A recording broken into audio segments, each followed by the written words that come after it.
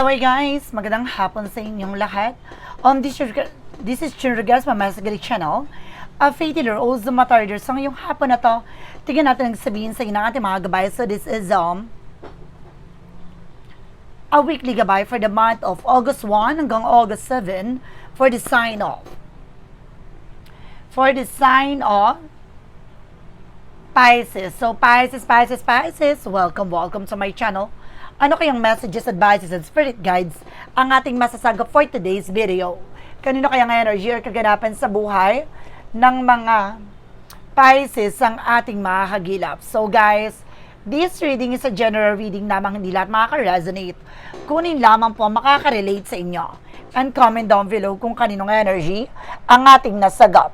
Because don't forget to like and subscribe my channel and hit the notification bell for more videos update. Kasi maraming salamat po sa mga walang sawang pagsuporta sa aking channel, lalo na ang skip ng ads. Naway pagpalain kayo ng Diyos at may kapal siksik-liglig na guumapaw na biyayang manambalik sa inyo.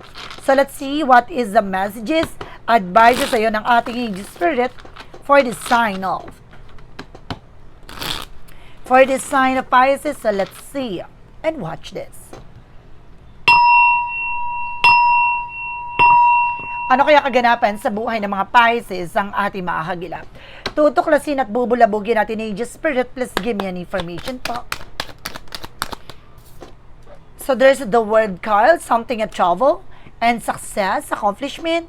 So some of you guys na magsasucceed ka, na magtatagumpay ka. Ano man yung bagay pangarap mo, maaaring may sa katuparan mo ito. Talagang makakamtan mo ano man yung bagay ninanais mo. And there's a hermit card, something spiritual enlightenment, na may mga bagay na magliliwanag sa'yo. No, naman yung kahulugan ng mga kaganapan sa buhay mo. This is something successful situations. And of course, may mga bagay na ipapakita at ililinaw sa'yo. Anong bagay na may kinalaman sa mga nasa paligid mo. And there's a Three of Swords, something pain or insecure. So, mayroon talaga mga inggitera sa paligid mo. No, talaga it's something nature. Kasama na talaga siya siguro sa buhay natin, no? And there's a Four of Wands by celebration. So some of you magtutuloy-tuloy ng mga celebration. There's a something happiness. And of course, there's a something family gathering. Not a lot of surprises, parties, wedding event. No, feeling welcome. Talagang binabahagi dito na meron talagang paparating na panibagong eksena. Maganda ka. And there's the Moon card, revelation. Maraming bagay na marireveal. No, may mga bagay na ilalantad. Ano man yung bagay na kailangan mong malaman. No, makinig ka sa intuition ng gut feeling mo. And kasi sinasabi dito, there's the Queen of Wands by confident. Sa kailangan lakasan ng loob mo. No, alisin mo yung pag-alinlangan, takot at pangamba mo. Alisin mo yung nagbibigay pangamba, no, or pag-alinlangan, no, sa ginagawa mo. Kailangan tuloy-tuloy mo lang ito. And because there's the King of Swords, stop the pattern. No, with the word card, putulin mo na yung mga bagay na alam mong hindi nagsaserve sa'yo. Yung mga bagay na hindi nakakatulong for your mental health, for your situation. No, kaya kailangan na matuto tayong proteksyonan at pangalagaan ng ating sarili. No, wag ka nang makikinig sa mga nasa paligid mo, bagkus kailangan mong pakinggan ang yung sarili. No, may paninindigan at mayroon ka dapat prinsipyo, no, sa ginagawa mo. Alam mo dapat sa sarili mo yung ipinaglalaban mo. And this is something the Knight of Wands. First, slow and steady. Matuto tayo maging mahinahon. Huwag kang maging agresibo sa gagawin mong desisyon sa buhay mo. So let's see guys. So there's something, the Five of Cups. See, there's something losses or maaaring nagsisisi sila sa mga ginawa nila sa'yo, no? Ano man yung bagay na ginawa or nawala sa'yo, manunumbalik yan, no, sa mga taong nanalbahi at sumira sa'yo. And there's a Three of Cups. May celebration talaga. No, there's a something homecoming, reunion, or family gathering. There's a something event. No? And there's a temporary with a perfect timing. Ito na yung panahon pagkakataon para malantad at malaman mo, no, ang lahat ng katotohanan at maging balance at magkaroon ka ng kapayapaan. No, para hindi ka na nag-iisip ng kung ano-ano. And because there's a Seven of Pentacles, the harvest moment. Aani ka na ng mga bagay na pinaghirapan mo. na mga bagay na pinagpaguran mo. Basta lakasan mo lang ang loob mo. Huwag kang matatakot, huwag kang mag-aalinlangan. Bagkos kailangan mo tong i-boost yung kumpiyansa mo para mag-succeed ka sa situations mo. And there's a Knight of Cups, there's something an offer. Maraming offer na paparating. Kaya mag-ingat ka, no? And there's something the Hierophant for lesson learned. So may mga bagay na kailangan mong pakakatandaan at kailangan mong matutunan, no? At kailangan mong isalang-alang. And this is something the Seven of Pentacles with a harvest moment. No, may mga bagay talaga na makakamtan mo na ang tunay na kaginawa at kaayusan. Not, this is sabi dito, there's an Eight of Pentacles, no, with something harvest moment. At the same time, mag-focus and being dedicated sa ginagawa mo. Huwag ka magpa-distract. No, huwag ka magpalito at magpagulo sa kanila. No, huwag mong hayaan na guluhin nila ang isip mo. No, ang focus mo, there's a Ten of Pentacles, magkakaroon ka ng long-term success and financial security. Let's see additional messages. And there's something that's Six of Pentacles with a giver receiving something by the universe na magtutuloy-tuloy na about sa finances. No, gaganda ng ang sitwasyon mo. No, magiging balance na at this is the moment para magtuloy-tuloy na siya. No, at matutupad mo na yung mga pangarap mo. And there's a Chariot with an action and movement. No, this is something that changes sa development na sa situations mo. No, kumbaga kailangan mo lang ng self-discipline, controlled, mag-focus ka sa kung ano ba talagang priorities mo. Pagdating naman tayo, guys, for the outcome, there's a Four of Swords, kailangan mo ng pahinga. Nag-over-fatigue ka, you're feeling exhausted dahil marami ng bagahe ang iyong isipan. No, kaya kailangan mo itong pakawalan. No, mag-relax ka, may mga takot at pangamba ka dito na maaaring magbigay balakid sa'yo para hindi ka mag-success or mag-succeed sa gagawin mo. And there's a Ten of Wands, something burden. Alisin mo yung nagbibigay pabigat. Nagbibigay balakid sa'yo. Overburden na talaga, overloaded. Nabibigyan liwanag sa'yo, kailangan mo na talagang i-let go. There's a Six of Swords. Transition. Kailangan na mabago, no? Yung mga nakasanayan mo or nakagawian mo. Huwag kang manghihinayang sa mga tao sa paligid. Mag-focus ka kung paano ka lalago. And there's a Seven of Pentacles with a harvest, with something, a confusion of opportunities, no? At maraming bagay dito na magtutupad sa pangarap. There's a dream coming true. A lot of option and choices coming in. Na may kinalaman to sa finances. No? And there's a Seven of Swords. Malalaman mo yung mga hidden agenda kung bakit maraming mga problemang dumapo sa iyo, lalo-lalo sa finances. No? Maraming bagay o revelasyon dito na napapaloob sa likod nito. So, kailangan na unawain at malalaman mo na to. This is something perfect timing para ma-reveal na. No? Kung anong ugat ng pangyayari na to or ugat ng eksena na to. Or there's an Empress card, something revert. Ibabalik na ulit yung sigla ng buong pagkatao mo. No? This something changes sa development na sa situations mo. Lalago, lalakas ka na rin. No? Gaganda na ang daloy ng pagkakaperahan mo. Matuto ka lang sa mga pinagdaanan mo. Mag-focus ka sa ginagawa mo.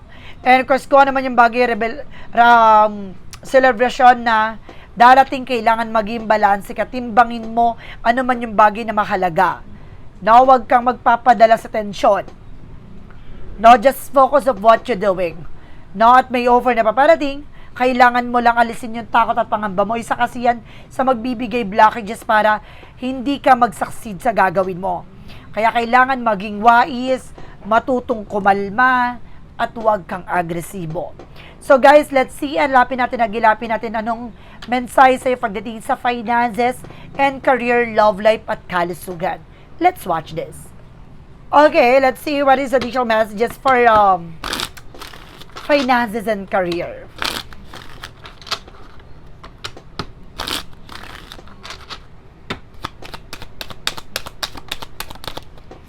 So there's a Nine of Pentacles, there's a blossoming. No, may potential ka para maging malago at maging malakas na ang iyong finances. There's a Three of Pentacles for collaborations na kailangan mo ng something teamwork. Na pagdating sa trabaho, negosyo, kailangan mo talaga ng maayos sa pakikipag-ugnayan. No? Lalo-lalo na pagdating sa business, kailangan meron ditong collaboration talaga, teamwork. No? Unity. And there's a Nine of Cups, there's something a wish fulfillment. Some of you have a potential talaga for abundance. magiging malago, magiging masagana ang iyong pamumuhay. No, gaganda na ang iyong resource of income. There is a page of wands by good news. At magtutuloy-tuloy na ang pasok ng pera sa iyo. Na magtutuloy-tuloy na ang magandang kapalaran sa iyo. And this is the Queen of Cups. Maging kalmado pagdating sa emosyon, maging mature ka. No, at magkaroon ka ng security pagdating sa sarili mo. No? And there's the Tower moment for major changes. Some of you nakaranas ng bankruptcy. But this is something weak. No, itong linggo na to ay it's time, no, para mabago na ang ikot ng kapalaran mo. Magiging maganda na pasok ng pera sa iyo. No, basta maging mature at maging grounded ka.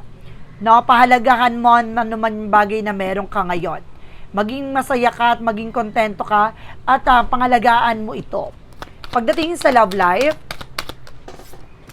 so there's a Four of Pentacles, protectionan mo at pangalagaan mo ano man yung relasyon na meron ka. No, and of course, there's something guys with the Two of Swords. There's a decisions that you need to make. Some of you naguguluhan ka, nagbibigay stress sa utak mo to. And there's a Knight of Swords, nagkakaroon ng anxieties, sleepless nights, worries. No, some of you guys, no, hindi makatulog. Parehas kayo ng person mong balisa. Hindi mapakali. No, there's an Ace of Cups. There's something a new love coming in. Some of you may bagong pag-ibig. No? May bagong pag-ibig na darating o babalik ang kilig yung dalawa ng person mo. No? Mag-ingat ka dito. There's a Four of Cups, no? Pag-isipang mabuting bawat decision and actions. Mag-ingat ka sa mga pagkain na galing sa ibang tao na huwag kang tatanggap. No? Lalo-lalo na yung person mo. Baka may nagbibigay ng pagkain dyan. So, there's an Eight of Swords. There's a freedom. In reverse, maaaring makakalaya ka na from toxic environment, from toxic people. So, muling pagbangon, muling paglaya, at makakawala ka na sa mundo ng punong-puno na negatibo. Sa kalusugan mo, there's a King of Cups, no? There's something emotional intelligent. Pagdating dyan, hindi ka na may stress basta-basta. See, meron ka kompetensya, sabi ko na eh. May nagbibigay komplikasyon dito. Hindi mo kailangan makipagtalo sa kanila. No, hindi mo kailangan patunayan sarili mo sa kanila. There's a strength card. Boost your confidence. Basta the more na malakas ang kumpiyansa mo sa sarili mo, the more silang parang kinakain, no? Ng negatibo sa kanila. Kaya kailangan wag mo ipapakita na naapektuhan ka. Na pagdating sa kalusugan mo, kailangan pangalagaan mo ang yung sarili. Wag mo ngayaan na may stress cap, no? Laban sa kanila. There's a high priestess for something, a mystery. Listen to your intuition and listen to your inner voice. And there's a Three of Wands. So, some of you may hinihintay ka resulta documents. There's a possible na makuha mo na. No, malapit mo nang makamtan at mata mo ano man yung bagay na hinihintay mo. So, let's see what is additional messages. No, with the magical fair messages, advices. And of course, the pick a card, yes or no. So, kung bago ka sa channel ko, guys, ang pick a card, yes or no, pwede ka magtanong. Isa lang nga magiging sagot dyan within 1, 2, or 3. Then, of course, kung nakapili ka na, please comment down below kung anong number ang napili mo.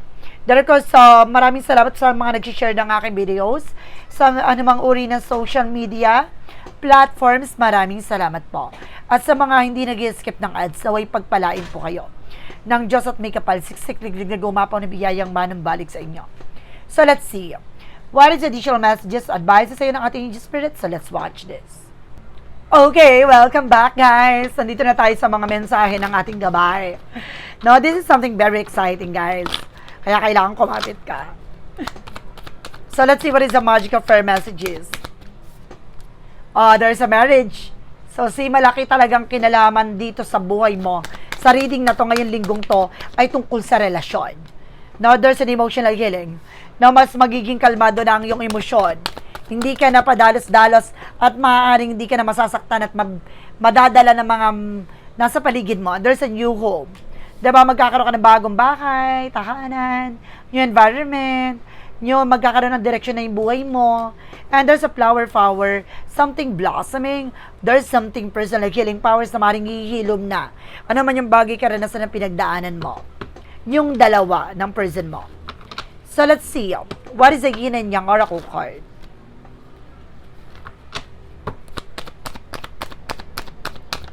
Reference with a node. O purpose, malalaman mo na yung purpose mo sa buhay.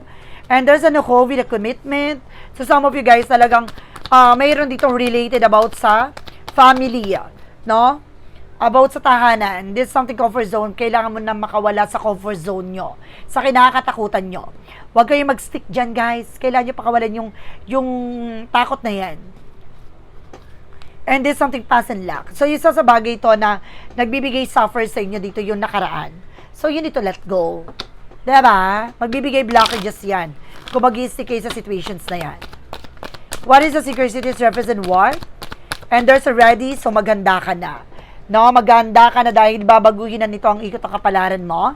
And there's a journey, talagang kailangan mo siya pagdaanan, no? Kasama siya sa pagdadaanan mo. And there's a planting seed. Lahat ng itinanim mo, siyang aanihin mo. Ito na yung panahon at pagkakataon, there's a fruit of labor. Na makakamtan mo na ano man yung bagay na ninanais mo. Pasabog. What is the romance sa'yo for Mystic Love Oracle card? Fated meeting. So talaga there's a unity, guys. Important connection with the two of you guys. Lalo na sa connection ng iyong relasyon. Pamilya. There's a cheating, lying. No? There's a broken trust. Nagkaroon ng trust issue. Dahil siguro nagkaroon ng cheating, lying. No? Pagkasinungalingan, katraidoran. No? There's a player. Meron talaga dito magaling maglaro. No?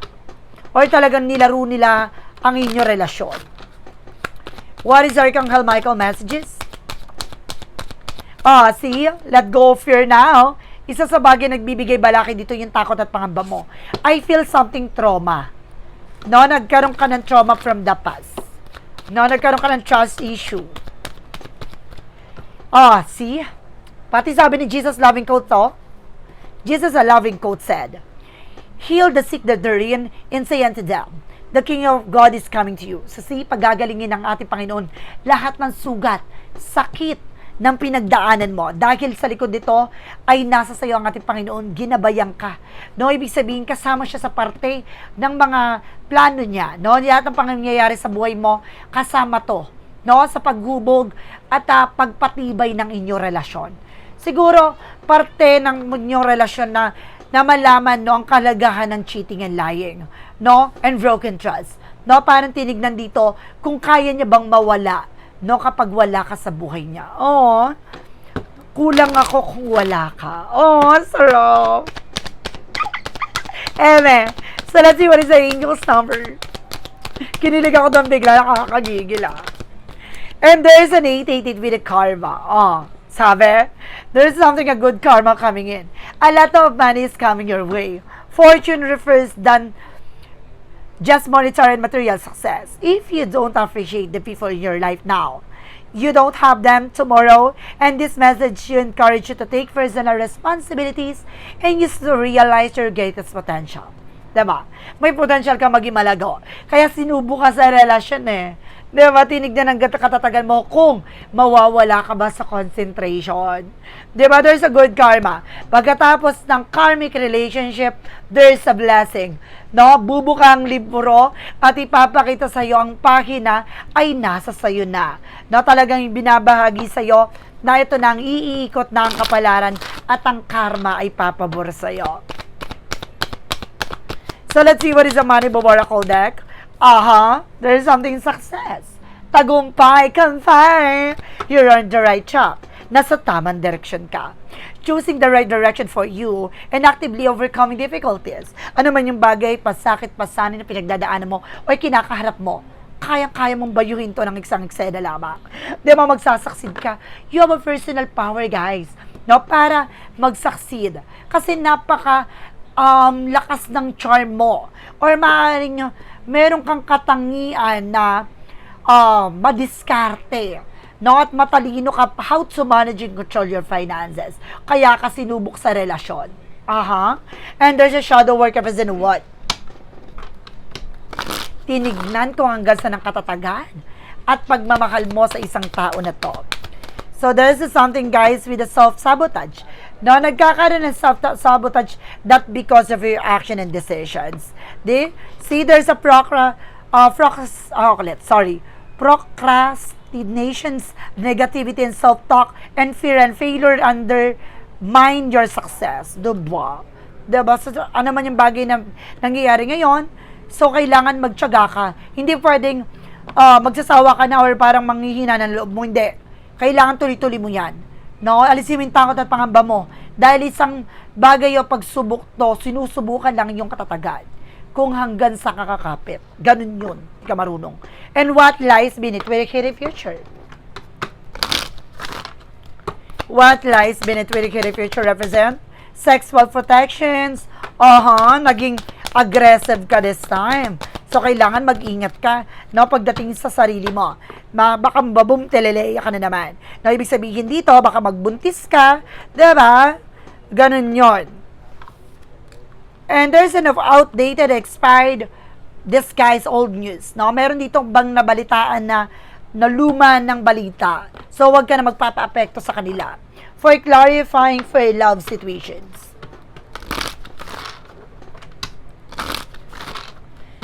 For clarifying for a love situation, there's an awakening jolt from shock to empathy.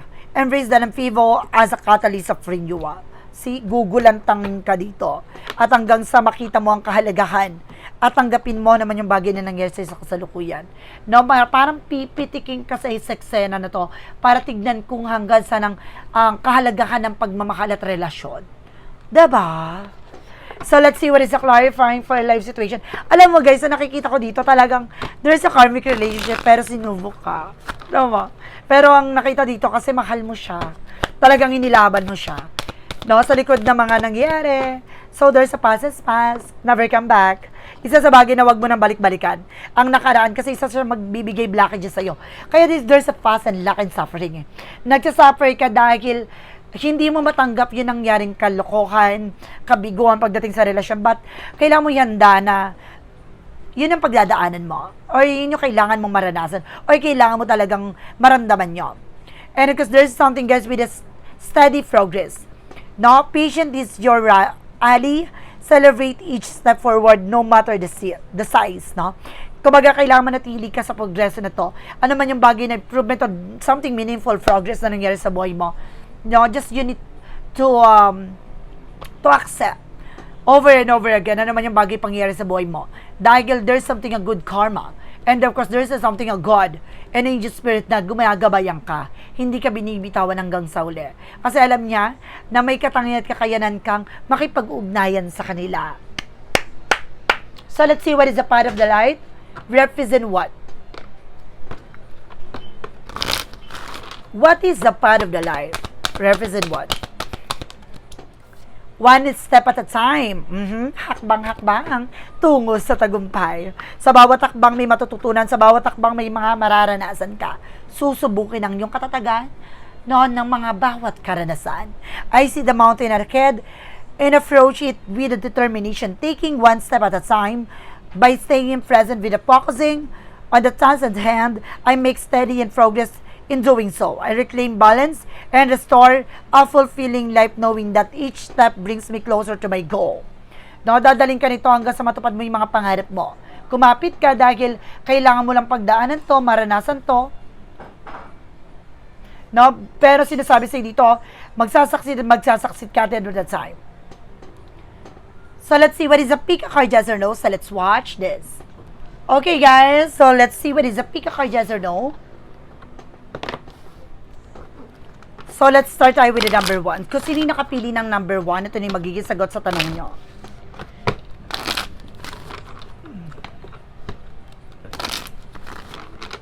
Okay, guys. Let's start with the number 1.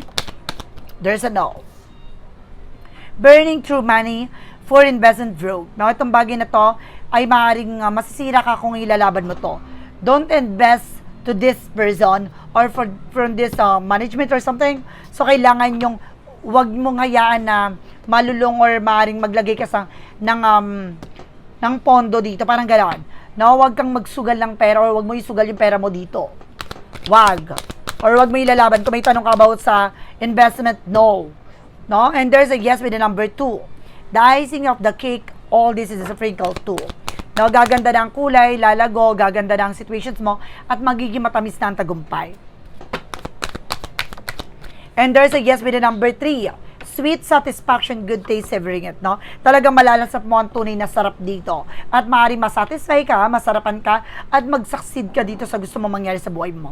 No, this is something of fruit of flavor. Napakatamis ng tagumpay dahil sa mga pinaghirapan at mga naranasan mo. Not that because of karmic relationship, that because of struggles, failures, na lahat ng bagay na yon ay maaaring daan lamang yon para hubugin ang buong pagkatao mo. No, so guys, this is a weekly gabay for the month of August 1 hanggang August 7 for the sign of Pisces. So Pisces, maraming salamat po for this wonderful reading. So once again, this reading is a general reading lamang. Hindi lahat makaka-resonate, kunin lamang po ang makaka-relate sa inyo. And comment down below kung kaninong energy ang ating nasagap. Because don't forget to like and subscribe my channel and hit the bell for more videos update. Kasi maraming salamat po sa mga walang sawang pagsuporta sa aking channel, lalo na ang dinigi-skip ng ads na way pagpalaing kayo ng Diyos at may kapal siksik-liglig na gumapaw na biyayang manang balik sa inyo. Maraming salamat guys and see you the next video. Bye-bye and babush!